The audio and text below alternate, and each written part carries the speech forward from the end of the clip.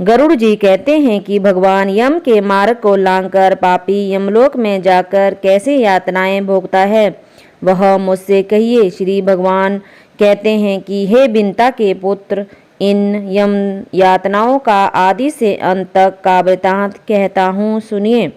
नरक के वर्ण मात्र से तुम कंपित हो जाओगे।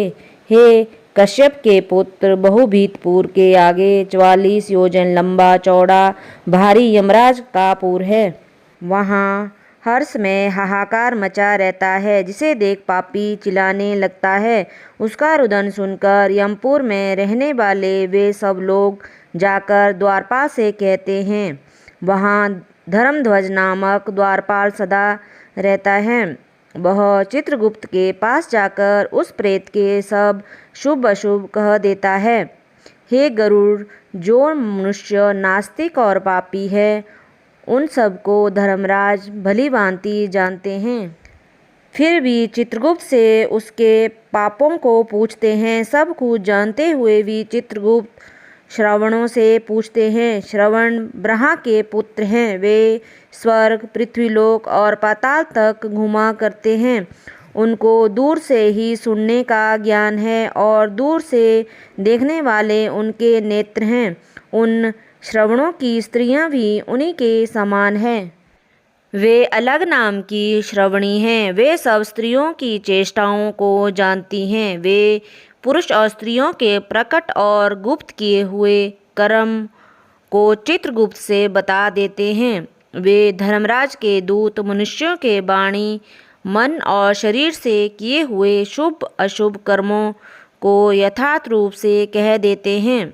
मनुष्य और देवताओं के अधिकारी उन सत्यवादी श्रवणों में ऐसी शक्ति है कि वे मनुष्य के सब कर्म कह देते हैं। व्रत, दान और सत्यवाणी से जो मनुष्य उनको संतुष्ट करता है, उसके लिए वे सौभ्य पुरुष, स्वर्ग और मोक्ष देने वाले होते हैं। वे सत्यवादी श्रवणों पापियों के कर्मों को जानकर यमराज के सामने कह देने से दुखदायी हो जाते हैं।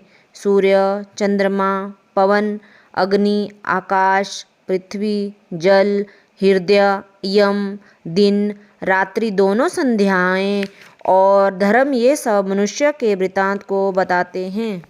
तथा धर्मराज चित्रगुप्त श्रवण और सूर्य आदि के शरीर में टिके हुए सब पाप और पुण्य को जानते हैं। इस प्रकार यमराज पापियों के पाप का अच्छे प्रकार से निश्चय करके उनको बुलाकर अपना भयंकर रूप दिखाते हैं। वे पापी लोग दंड हाथ में लिए, बड़ी काया वाले और भैंसे पर चढ़े हुए यमराज के भयंकर रूप को देखते हैं तथा वे प्रलय के मेघों के समान गरजने वाले, काले पहाड़ के समान बड़े शरीर वाले, बिजली सी क्रांति वाले, भयंकर और 32 भुजा वाले हैं।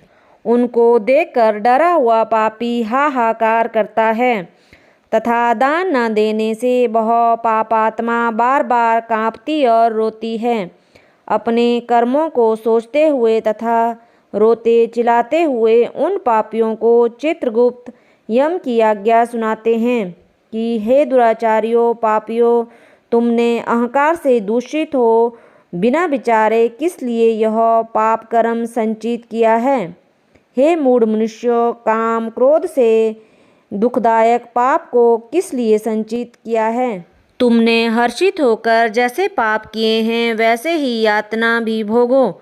इस समय मुंह क्यों मोड़ते हो। तुम लोगों ने जो बहुत से पाप किए हैं वे ही पाप दुख के कारण हैं।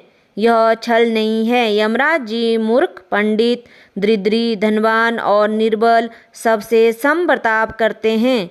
चित्रगुप्त की ये बातें सुनकर पापी लोग अपने कर्मों को विचार कर चुप हो निश्चल बैठ जाते हैं।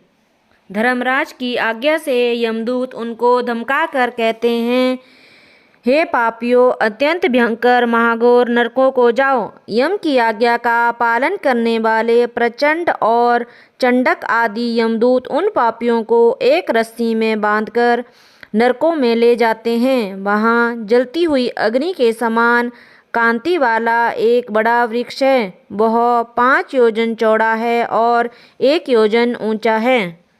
वृक्ष की अग्नि से जलते हुए वे रोते हैं, परंतु वहाँ उनकी रक्षा करने वाला कोई नहीं है। भूख प्यास से थके और यमदूतों से पीड़ित उस शामली वृक्ष में अनेक पापी लटकते हैं। आश्चर्य रहित वे पापी उन दूतों के आगे हाथ जोड़कर कहते हैं कि हमारा अपराध क्षमा करो, किंतु वे यमदूत बार बार उनको लोहों की लाठी, मुद्गर, तोमर, गदा और मुसलों से मारते हैं। उस मार से वे मूर्छित तथा चेष्टा रहित हो जाते हैं। उन चेष्टा रहित पापियों को देखकर यमदूत कहते हैं कि हे दुराचारी पापियों, तुम किस लिए यह खराब चेष्टा करते हो? तुमने जल आदि अन्य सुलभ वस्तुएं भी कभी किसी को नहीं दी।